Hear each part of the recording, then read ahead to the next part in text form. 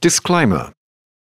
The following stories have been provided to illustrate mental health service complaint issues from the point of view of consumers. Some details may have been omitted to protect the privacy of consumers, carers and service providers involved. One of our roles is to share the lessons learned from our work to drive improvement. In sharing these stories, we aim to maximise the mental health system's ability to learn from the experience of health and disability consumers and providers. While every effort is made to ensure the accuracy and completeness of these stories, they cannot fully detail all of the information about a case. The Health and Disability Services Complaints Office, HADSCO, offers an impartial resolution service for complaints relating to health and disability services in Western Australia and the Indian Ocean Territories. This service is free and available to all users and providers of health and disability services. Acting independently and in confidence, the office works with both consumers and providers to review and report on the causes of complaints, suggest service improvements, and educate service providers on effective complaint resolution. Underpinning all the work of the office is the vision of empowering users and providers to collaboratively improve health and disability services. In November 2013, the office hosted a forum for mental health consumers, carers and family members to better understand the challenges and lived experiences in making complaints about mental health services. These stories have helped to shape the report and the recommendations contained within it, with the aim of collaboratively working with key agencies in the sector to improve the handling of mental health service complaints. These are the voices of consumers. Case Study P. My son had a mental illness and I was his carer. I desperately wanted to help, but he ended up in hospital. Hospital wasn't what either of us thought it would be. We were both left confused, upset and feeling totally powerless about his experience of involuntary detention. As his carer, I took responsibility for making a complaint. I spent a lot of time, effort and thought on my complaint letter, hoping it would highlight the difficulties we'd experienced and direct some attention to the areas that we thought needed improvement. I wrote a long letter outlining my son's experience and asking some specific questions about what we saw as failures in the system.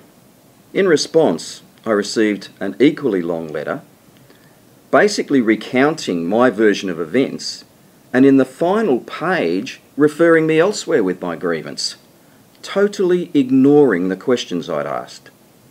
Confronted with this response, I felt totally helpless. Clear communication is critical in the effective resolution of complaints. HADSCO has recommended that mental health service providers and bodies dealing with complaints review external publications and correspondence and ensure that they are clear, accessible, easily understood and devoid of jargon, as outlined in the Australian Standards for Customer Satisfaction, Guidelines for Complaint Handling. A human response in clear, simple words. That's all I wanted. Case Study S. I raised a complaint with my mental health service provider. Other consumers had approached me about their concerns to changes in the service, but no one was prepared to speak up. What's the point, one friend asked. It's not like they're going to listen. I wasn't prepared to let changes happen in the service, making me and my friends miserable without speaking up about it. I mean, it's not like we'd been consulted about the changes. I made a complaint to management and all I received in response was some vague answer which didn't even actually address the complaint. Oh, they were very clear on another point though, that no further dialogue would be entered into on the issue. I felt fobbed off and dismissed, disempowered by the lack of consultation and their refusal to even discuss the changes to my service. Just so disrespectful. Respect is a fundamental aspect of appropriate complaints handling. HADSCO recommends that mental health service providers and bodies dealing with complaints ensure training is made available to staff regarding the Charter of Mental Health Care Principles, Principle 1, and the United Nations Principles for the Protection of Persons with Mental Illness and for the Improvement of Mental Health Care, Principle 2, both of which enshrine the rights of persons diagnosed with a mental illness to be treated with compassion, dignity and respect. I'm just grateful that I do have a voice and that I can raise it to help those other consumers who can't or won't make a complaint. Case Study M.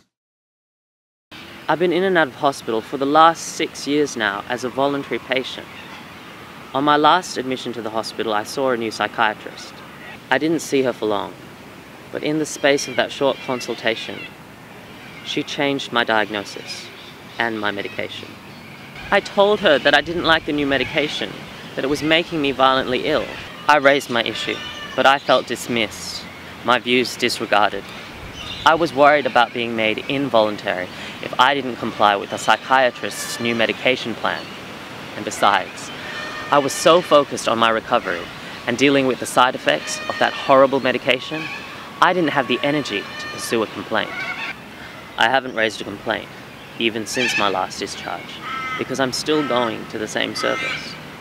Even though I'm treated under a different psychiatrist now, I worried that if I raise my experience with them, that they'll change my current treatment or say that I'm unwell and make me involuntary. And worse still is the worry that I won't be believed in raising my complaint because I was unwell at the time. A collaborative approach of key agencies in the sector will ensure that consumers are supported in accessing impartial and independent complaint resolution services.